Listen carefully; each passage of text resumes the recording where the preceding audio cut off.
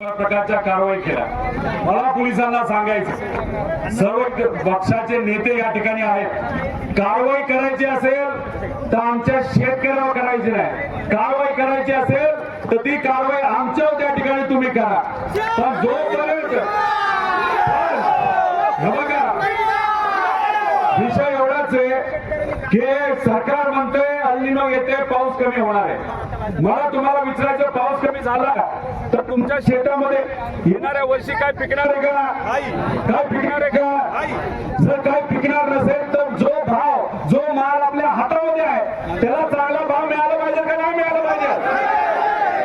अहो, आता एमएलसीच्या इलेक्शन मध्ये एक तिकीट दिलं गेलं, त्याच्या मागे 50 कोटी रुपयाचा व्यवहार झाला अशी चर्चा आहे।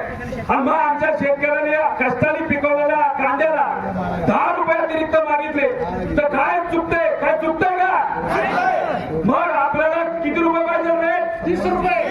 आपल्याला रेट पाहिजे 30 रुपये। 2023 ला देवेंद्र फडणवीस साहेबांनी काय सांगितलं होतं? आम्ही शेतकऱ्याला 24 रुपयाचा भाव देऊ। मग इलेक्शनच्या आधी 24 आणि इलेक्शन झाल्यानंतर 12.5। हा कसला नाही आमच्या शेतकऱ्यावर? मी तुम्हाला विचारतो, इलेक्शनच्या आधी जो भाव डिक्लेअर झाला तेवढा तरी कमीत कमी इलेक्शन नंतर आपल्याला मिळाला पाहिजे का नाही मिळाला पाहिजे? मग अशा ज्यांच्या शेतकऱ्यांनी आतापर्यंत कांदा दिलाय त्यांना किती रुपये अनुदान मिळालं पाहिजे? 15 रुपये। 10 ते 15 रुपये अनुदान मिळालं पाहिजे।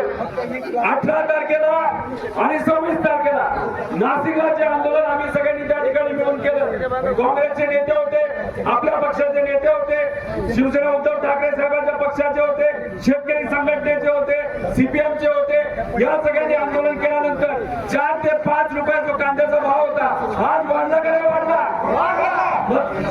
शेतकऱ्यांनी आंदोलन केलं, नाशिक मध्ये मोठं आंदोलन केलं, त्याचा फायदा महाराष्ट्रातल्या प्रत्येक कांदा उत्पादक शेतकऱ्याला झाला का नाही झाला?